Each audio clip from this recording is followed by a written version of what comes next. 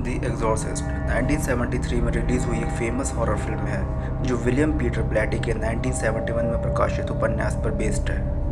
इस फिल्म का direction William Friedkin ने किया है और यह अपनी खतरनाक कहानी और स्पेशल इफेक्ट और पावरफुल रीच के लिए जानी जाती है। फिल्म की कहानी वाशिंगटन डीसी में रहने वाली क्रिस मैकनील यानी कि एलन बस्टिन और उसकी 12 साल की बेटी रेजन मैकनील यानी लिंडा ब्लेयर के चारों तरफ घूमती है। क्रिस एक फेमस एक्ट्रेस है और वह अपनी बेटी रेजन के साथ एक पुराने आलीशान घर में रहती है।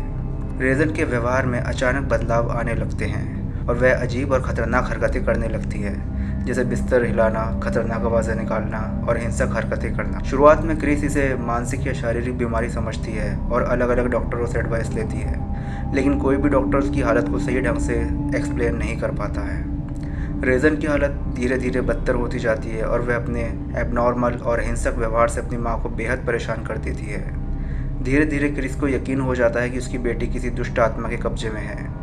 एक दिन जब रेजन एक डॉक्टर पर हमला करती है और दूसरी भयानक हरकतें करती है तो क्रिस को पक्का यकीन हो जाता है कि उसे एक पैरानॉर्मल एक्सपर्ट की ज़रूरत है। क्रिस फादर डेमियन कैरोस यानी कि जेसन मिलर से संपर्क करती है। फादर कैरोस जो हाल में ही अपनी माँ की मौत के बाद से मानसिक रूप से स्ट्रगल कर रहे हैं। पहले तो वो दोनों शक करते हैं, लेकिन बाद में वो रेजन की हालत देखकर मान जाते हैं कि एक खतरनाक और बिगड़ी हुई आत्मा का मामला हो सकता है। फादर कैरोस वेटिकन से अनुमति प्राप्त करने के बाद एक्सपर्ट पादरी यानी कि father Langster Marin Max von Seeder उनको बुलाते हैं, जिन्होंने पहले भी ऐसे मामलों को संभाला है। दोनों पादरी मिलकर रेजन के शरीर से उस खतरनाक आत्मा को निकालने के लिए खतरनाक अनुष्ठान, जिसे एग्जॉर्सिज्म कहा जाता है, उसको करते हैं। रेजन की शारीरिक और मानसिक हालत और भी ज़्यादा ख़राब हो जाती है।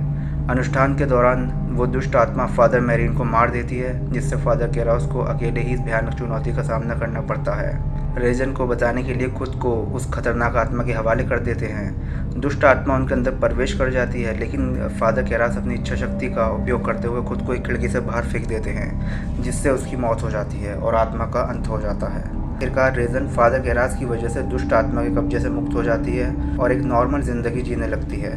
फिल्म के आखिर में क्रिस और रेजन वाशिंगटन डीसी छोड़कर चले जाते हैं एक नई ज़िंदगी की शुरुआत करने के लिए।